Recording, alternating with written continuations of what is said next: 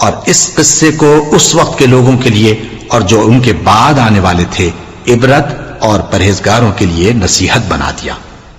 اور جب موسیٰ نے اپنی قوم کے لوگوں سے کہا کہ اللہ تم کو حکم دیتا ہے کہ ایک بیل ذبح کرو، وہ بولے کیا تم ہم سے ہنسی کرتے ہو؟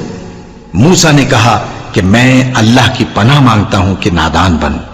انہوں نے کہا کہ اپنے پروردگار سے التجا کیجئے کہ وہ ہمیں یہ بتائے کہ وہ بیل کس طرح کا ہو۔